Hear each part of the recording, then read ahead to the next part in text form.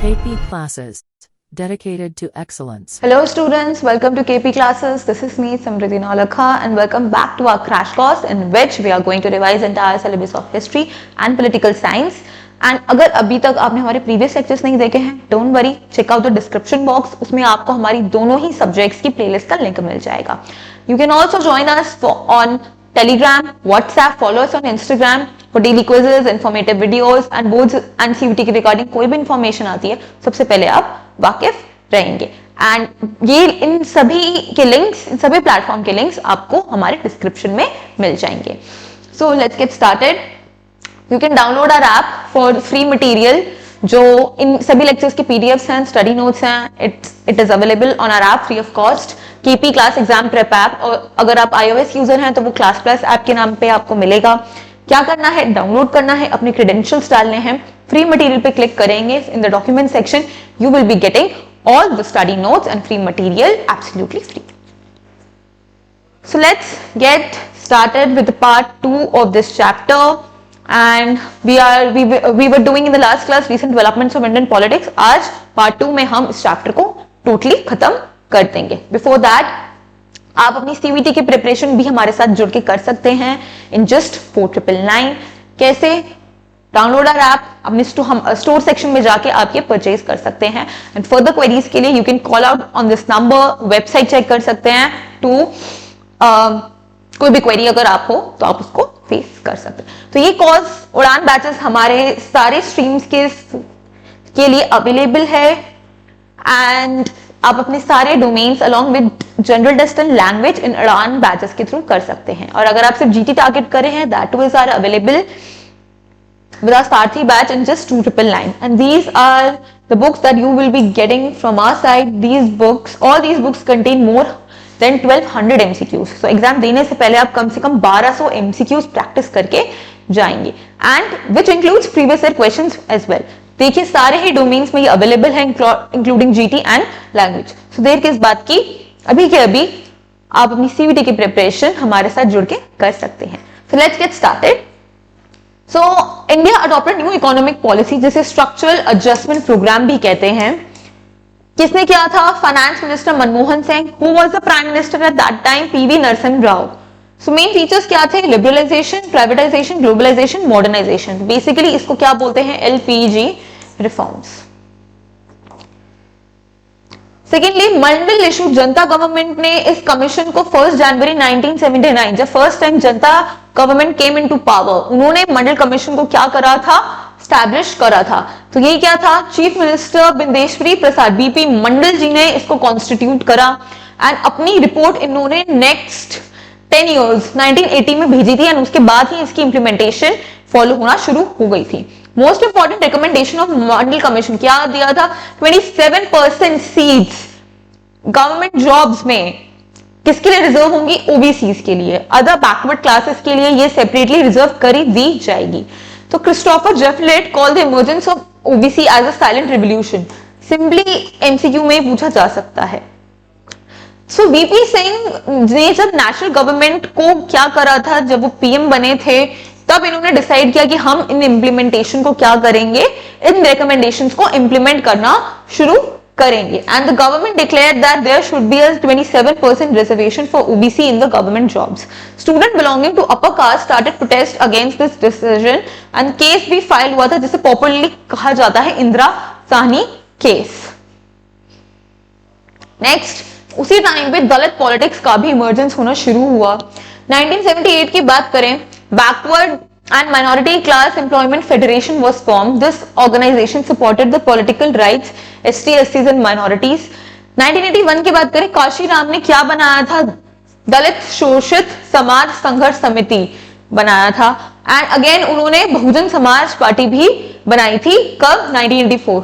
तीनों ही इंपॉर्टेंट है, एमसीक्यूज में पूछा जा सकता है in your boards as well as CUET. Later BSP party included people from upper caste, जिसे this unity between the Brahmins and Dalits is called the Bhaichara. B.R. Ambedkar was the leader and the savior of Dalits and poet Namdev Dasan ने भी दलित community से ही वो relate करते थे. Then 1972 की बात करें, दलित यूथ केम टुगेदर एंड उन्हें दलित पैंथर्स एक ऑर्गेनाइजेशन, एक यूथ ऑर्गेनाइजेशन बनाया था जिसका एम क्या था कि जो कास्ट बेस्ड डिस्क्रिमिनेशन हो रहा है इसको क्या करेंगे, हम इसके अगेंस्ट लड़ेंगे और इसको खत्म करने की कोशिश करेंगे। And we want to ensure equality and justice, that everyone should be treated equally irrespective of their caste. Main activity Dalit Panthers की क्या थी, ये जो ऑपरेशन फेस हो रहा है दलित के अगेंस्ट, उसको क्या करना है, हमें सप्रेस करना है, उसको फेस करना है। और कहां पे टारगेट कर रहे थे, ये महाराष्ट्र में टारगेट कर रहे थे। So responding to the activities of Dalit Panthers, government pass the Prevention of Atrocities Act 1989। Year याद रखिए, एमसीक्यू में पूछा जा सकता है। कम्युनलिज्म की बात करें, कम्युनलिज्म क्या होता है, एक ऐसी आइडियोलॉजी होती है कि एक particular religion is different from other religion, जिसकी वैल्यूज क्या है, सुपीरियर है दूसरे रिलीजन से। तो ये क्या है, कम्युनलिज्म का ग्रोथ हुआ। क्यों हुआ था, क्योंकि Britishers already divide and rule policy करके गए थे। पार्टीशन भी इंडिकेट करता है that Hindus and Muslims are two separate religion, कभी यूनाइट में नहीं हो सकते। इंडियन पाकिस्तान दोनों ही रिलीजन्स को क्या करता है, रिप्रेजेंट करता है। फिर साथ ही साथ इन्होंने कम्युनल ऑर्गेनाइजेशन बनाई। कम्युनल राइट्स, कम्युनलिज्म के बेसिस पे जो राइट्स हो रहे थे वो भी इंडिकेट कर रहे थे कि ये क्या है, एक सेपरेटिज्म है। And politics of appeasement.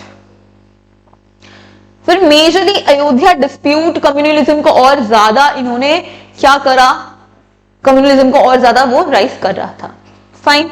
So Faizabad district court in February 1986 they ordered Babri मस्जिद premises to be unlocked, ताकि हिंदूज क्या कर सके, वहां पे प्रेयर कर सके। और वो क्या है ना, मंदिर में ही प्रेयर करेंगे। जैसे ही बाबरी मस्जिद के लॉक्स खुले थे, मोबिलाइजेशन दोनों ही साइड से क्या हुआ, इंक्रीज होना शुरू हुआ। सो बीजेपी ने इस इश्यू को क्या बना दिया, एक पॉलिटिकल प्लान बना दिया। तो यही एक मौका था बीजेपी को क्या करने का, ग्रो करने का। So along with many other organisation like RSS and Vishwa Hindu Parishad VHP, it convened a series of symbolic mobilisation programme. So BJP ने लार्ज स्केल पे मोबिलाइजेशन प्रोग्राम ऑर्गेनाइज करना शुरू किया। So the BJP, in order to generate public support, took out a massive march, जिसे कहते हैं रथ यात्रा, सोमनाथ से लेके अयोध्या तक। सोमनाथ कहाँ है, गुजरात। गुजरात से लेके यूपी तक, फ्रॉम सोमनाथ टिल अयोध्या, उन्होंने एक रथ यात्रा ऑर्गेनाइज करी, which was led by none other than Lal Krishna Advani, who was the then president of BJP. So 6 December 1992 को क्या हुआ, thousands of people gathered all over the country at Ayodhya and mosque को क्या कर दिया, गिरा दिया, तबाह कर दिया।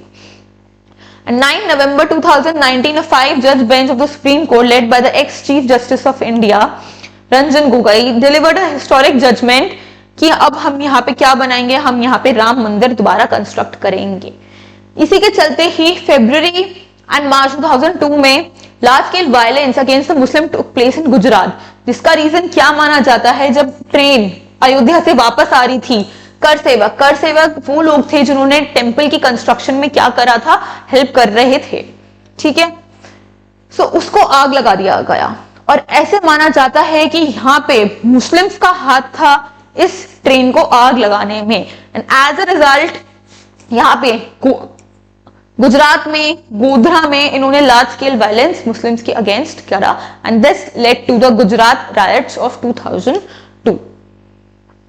सो अब लास्ट क्वेश्चन जो 4 मार्कर क्वेश्चन बनता है कि ऐसे कौन कौन से इश्यूज थे जिसपे कंसेंसस, एक एग्रीमेंट, एक कॉमन एग्रीमेंट लोगों ने क्या करा, मानना शुरू कर दिया। आइए देखते हैं। 89 के बाद से डिक्लाइन ऑफ कांग्रेस हुआ, राइज ऑफ बीजेपी हमें देखने को मिला। 2004 के इलेक्शंस में कांग्रेस पार्टी आई तो थी, लेकिन कैसे आई, कोलिशन में, जिसे यूपीए कहते हैं, और NDA was defeated. So new coalition government Congress known as the United Progressive Alliance आया। एनडीए की बात करें, ये 1998 में फॉर्म हुई थी, जिसको लेड किसने किया, बीजेपी ने किया। यूपीए की बात करें, यूनाइटेड प्रोग्रेसिव अलायंस 2004 में आया था, जिसको कांग्रेस ने लेड किया था। लेकिन कांग्रेस पार्टी का अलायंस अब क्या बोलते हैं, India alliance, Indian national development inclusive alliance, जो जुलाई 2023 में फॉर्म हुआ था। लोकसभा इलेक्शंस का सबको पता है कि ये कंटेस्ट इंडिया अलायंस और India alliance led, and who was the winner, India Alliance led by the BJP. So everyone knows the result. So this was all about this chapter. I hope you like this video. Stay tuned for the coming lectures and informative videos regarding your boards and CUET. I'll see you in the next class. Till then, take care. Bye bye. Thank you very much.